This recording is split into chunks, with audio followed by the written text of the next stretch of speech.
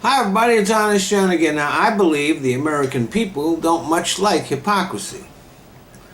And nothing repeals hypocrisy like phony outrage.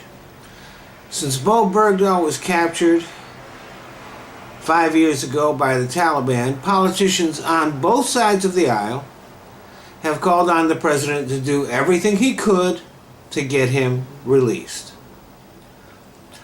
And the deal that was made, Congress was informed of the parameters of that deal in 2011. And nobody had any objections back then. Even though at that time, the deal not only involved the release of the same 5 guys from Gitmo, but paying the Taliban some money. The same deal appeared in more than one publication back in 2012. So the idea that our congresspeople was caught by surprise by this is a complete fabrication.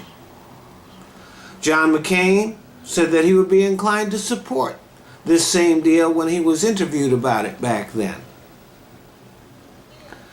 And after the deal was completed, a lot of Republicans started tweeting that they were so happy that Bergdahl was released, tweeting prayers for him and his parents.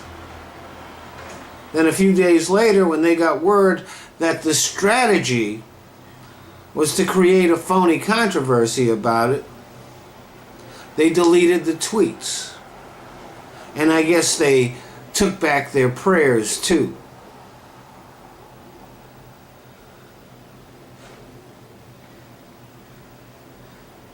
Now, John McCain decided we'd been hoodwinked and no longer supported the deal, the same deal that he supported 2 years ago, even though now there was no cash involved. So here is their strategy. First, assassinate the character of Bergdahl and his family. Now this is low and sleazy, but it's typical. Yes, we know Bergdahl walked off the base, and that's all we know. And all we will know until the Army completes its investigation. All that stuff about aiding and assisting the enemy and converting to Islam, that's all just character assassination. There's no evidence of any of that. And the circumstances surrounding his capture make no difference at all. He is an American soldier, and we got him back, period, end of story. The second part of this strategy is making these 5 guys out to be some kind of monstrous super terrorists. But first of all, Taliban are terrorists. They are insurgents. They were the government when we overthrew them in Afghanistan. They were the government of Afghanistan. So they're an opposing force. And since we are officially ending hostilities there next year, international law requires that they be released.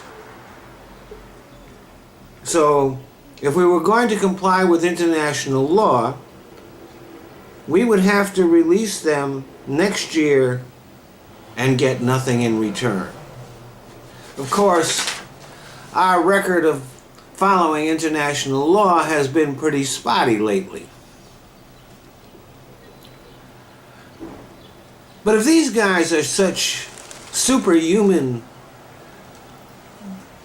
people, I would think that by now they would have escaped from Gitmo on their own and swum back to Afghanistan under their own power. They had 12 years to come up with an escape plan. Which reminds me, if these guys were such great terrorists, how come they were the first guys we captured when we got to Afghanistan? When the first boatload of prisoners came to Gitmo, they were on it.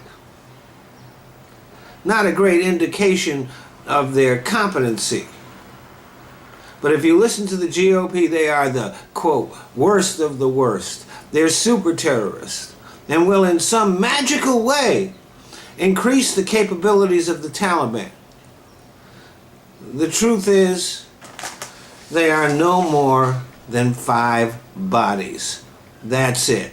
That's all they bring to the table. And finally, I'd like to remind John McCain that he was brought back to the U.S.